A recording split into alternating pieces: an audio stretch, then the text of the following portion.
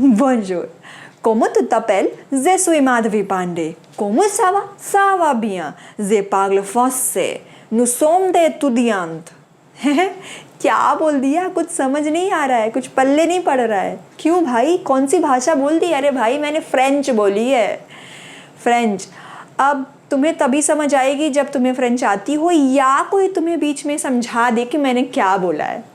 हाँ, तुम्हें कौन चाहिए? तुम्हें बीच का मीडिएटर, तुम्हें ट्रांसलेटर चाहिए। तो आज हम पढ़ेंगे ट्रांसलेटर के बारे में। तो स्वागत है तुम सब नन्हे मुन्ने बच्चों का जो कुछ सीखना चाहते हैं, आगे बढ़ना चाहते हैं। स्वागत है शून्य विज्ञान में।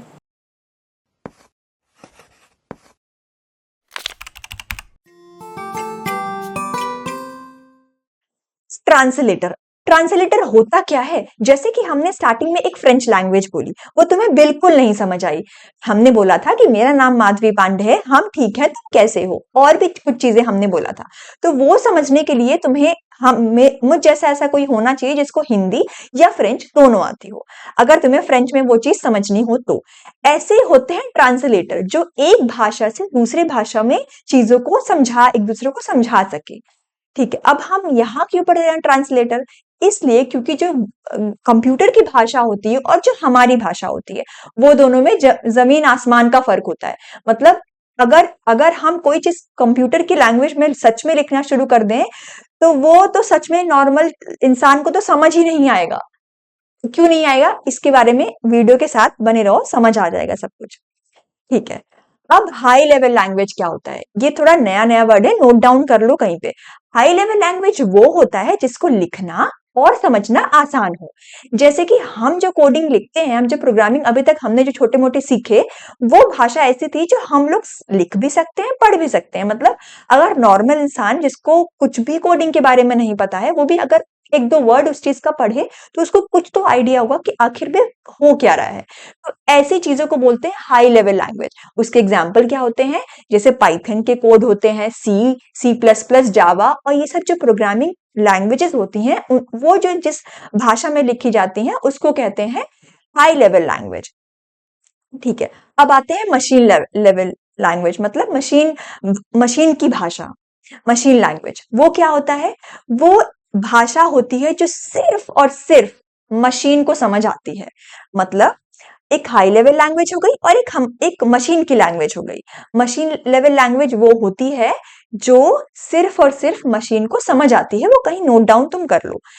अब ये लिखा तो है कि आसान होता है, ठीक है, आसान क्यों होता है अभी अभी बताएंगे हम। और लेकिन आसान के साथ साथ इसको लिखना बहुत थकाऊ वाला काम है।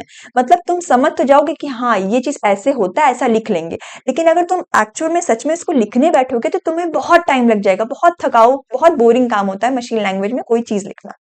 अब आगे बढ़ते हैं। क्यों क्यों होता है बोरिंग? आसान भी क्यों होता है? इसलिए क्योंकि कंप्यूटर की जो भाषा, मतलब मशीन लैंग्वेज जो होती है, वो सिर्फ 0 और 1 के फॉर्म में ही होती है। मतलब अगर तुम्हें 0 लिखना है तो उसका कोड होता है 00। आस्काई कोड एक एक कोड होता है जिसका हर एक वर्ड का, लेटर का एक कोड बनाया गया है। उसको कहते हैं बाइनरी नंबर में लिखा गया कोड। वो बाइनरी नंबर जो होता है उसी से सारे वर्ड्स बनते हैं, सारे लेटर्स, सारे नंबर्स, ये सब जो होते हैं उसी से बनते हैं। तो ये बाइनरी नंबर्स हैं, ठीक। ये कहीं लिख लेना। अब मान लो तुम्हें लिखना है 1। अब 1 का बाइनरी कोड होता है 0 और 1। 0 का क्या होता है? 00। अब ये 00 दो बार 00 क्यों लिख रहे हैं? ये किसी अलग अलग से मैं वीडियो बनाऊंगी जिसमें तुम्हें अच्छे से बाइनरी नंबर के बारे में बताएंगे कि हम कैसे लिखते हैं ये सब चीजें। फिलहाल अभी ये जान लो कि बाइनरी नंबर ये नंबर्स होते हैं जो 0 1 के फॉर्म में मशीन को समझाने के कोई वर्ड्स होते हैं, ठीक। अब आते हैं लेकिन हाँ, अगर इसमें तुम कोड करोगे तो बहुत थकाऊ वाला काम है। तुम हर एक वर्ड का एक कोड होता है, उस कोड को मिला करके फिर तुम्हें एक सेंटेंस मिलेगा, फिर पैराग्राफ। तो ये बहुत बोरिंग काम है, ठीक है। अब आते हैं कि इसका हल क्या है? इसका हल है ट्रांसलेटर। जैसे कि अभी हमने बताया कि ट्रांसलेटर क्या होता है, एक भाषा से दूसरी भाषा में। अब हमारी मशीन लैंग्वेज है, मशीन लैंग्वेज है हमारी, ठीक है। और हमारी भाषा क्या है? नॉर्मल भाषा है, मतलब हाई लेवल लैंग्वेज है। ट्रांसलेटर क्या करता है, हाई लैंग्वेज को मशीन लैंग्वेज में कन्वर्ट करता है या मशीन लैंग्वेज को हाई लेवल लैंग्वेज में कन्वर्ट करता है, ताकि दोनों के बीच में कन्वर्सेशन हो सके, मतलब बातचीत हो सके, आखिर कहना क्या चाहते हैं हम लोग। ठीक, अब जैसे कि स्क्रीन पे तुम देख रहे हो कि क्या लिखा है कि प्रोग्राम को पाइथन या जावास्क्रिप्ट जैसे हाई लेवल लैंग्वेज में लिखने के लिए ट्रांसलेटर परमिशन देता है कि तुम ये लिखो, और फिर उसे समझाता है मशीन को कि हाँ मैंने ये बोला है, यूजर ने ये बोला है, इसे ये काम करना है। सिमिलरली ऐसे मशीन का जो आउटपुट आता है वो हाई लेवल लैंग्वेज में कन्वर्ट करके हमें पता चलता है कि हाँ इसका आउटपुट ये है। तो समझ आ गया कि ट्रांसलेटर करता क्या है। फिर आते हैं कि मशीन लैंग्वेज की क्या फीचर्स हैं। इसके फीचर ये हैं कि हर एक मशीन के अलग अलग लैंग्वेजेस, मतलब हर एक मशीन का जो लैंग्वेज होता है वो दूसरे मशीन में चले जरूरी नहीं है, वो नहीं चल सकता। पोर्टेबल का मतलब होता है एक मशीन लैंग्वेज से दूसरे में कन्वर्ट करना, दूसरे में ले जाकर के उसे रन करना। तो ये थोड़ा सा एक डिफिकल्ट टास्क है। इसकी वजह से मशीन लैंग्वेज जो होती है वो हर एक कंप्यूटर में नहीं चल सकती है।